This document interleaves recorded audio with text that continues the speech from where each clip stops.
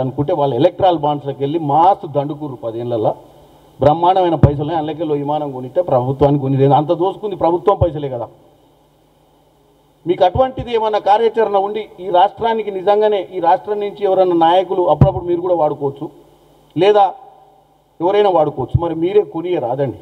ఎందుకంటే దోసుకున్న పైసలు ఎక్కడ పెట్టుకుంటారో తెలియక మీరు విదేశాలకు పోయి జూన్ 2వ తారీఖు సభ కోసం డల్లాస్లో ఒక ఆయన చెప్తుండే ఇందాక ఫోన్లో 25 మంది ఎమ్మెల్యేలు పోయి జన సమీకరణ చేస్తున్నట్టాడు.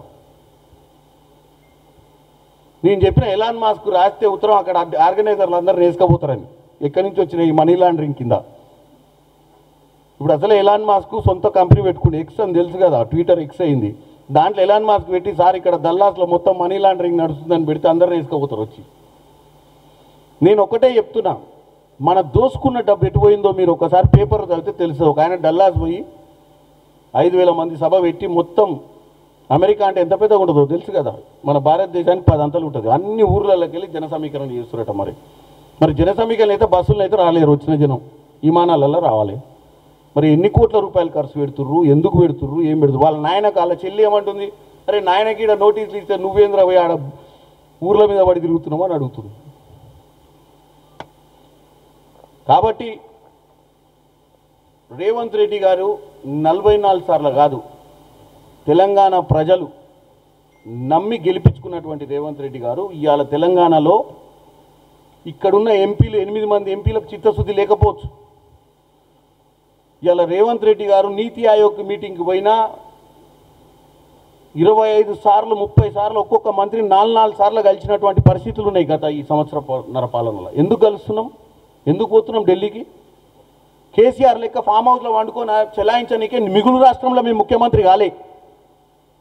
నిజంగానే రేవంత్ రెడ్డి గారు మిగులు రాష్ట్రంలో ముఖ్యమంత్రి అయితే ఇన్నిసార్లు పోవాల్సిన అవసరం ఉండకపోయేది. ఉన్న డబ్బుల్ని సరిగ్గా ఖర్చు పెట్టుకుంటే ఎన్నో పనులు అయ్యేటి.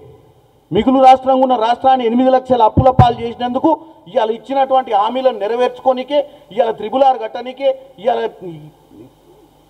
మెట్రో రైలు వేయనికే, ఇవాళ విభజన హామీలను నెరవేర్చనికే అన్నిసార్లు పోవాల్సి వస్తుంది. మరి అయ్యాల మీ నాయన ప్రధానమంత్రి స్టేట్కి వస్తేనే పట్టించుకోలే. ఎందుకంటే మీ నాయన అనుకుంటూ రాజునని, మేము అనుకోవట్లే మేము రాజులమని.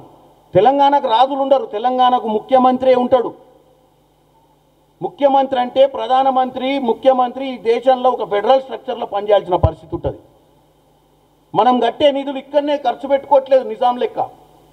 రజాకారులను పెట్టి వసూలు చేసుకొచ్చిన పైసలు నిజాం ఖర్చు పెట్టే పరిస్థితే ఉంటే హైదరాబాద్ నగరం దాటి బయటికి పోవాల్సిన అవసరం ఉండదు. ఇవాళ మనం పెట్టే ప్రతి రూపాయి ఢిల్లీకి పోతుంది. అవి తెచ్చుకోవాల్సిన బాధ్యత కూడా మన మీదనే ఉంది. కాబట్టి మనం ఢిల్లీకి విమానంలో కాకపోతే సైకిల్ మీద కూడా ఎక్కిపోవాల్సి వస్తుంది. దాన్ని పట్టుకొని తెలంగాణ ప్రజల ముందు మీకు చేతగాక 8 లక్షల కోట్లు ఎందుకు అప్పయిందో ఇలా తెలంగాణ ప్రజలు అర్థం చేసుకోవాలి. ఢిల్లీకి పోయి తెచ్చుకోవాల్సిన నిధులు తెచ్చుకోలేక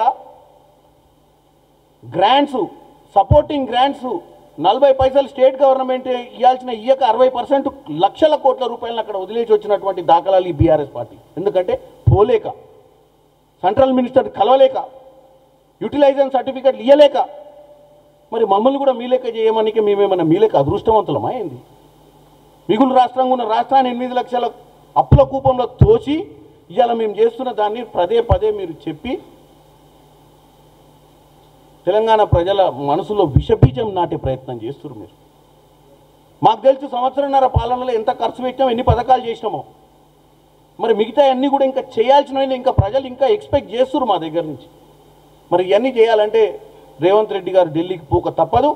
మీరు ఎన్నిసార్లు ఏం చెప్పినా పట్టించుకునే పరిస్థితే లేదు. బరాబర్ పోతాం ఢిల్లీకి. ఈ 5 ఏళ్లలో మీరు ఇచ్చినటువంటి 5 ఏళ్ళు వీళ్ళు అన్నట్టు సంవత్సరన్నర కోసం ఇవ్వలే మాకు అధికారం. మీరు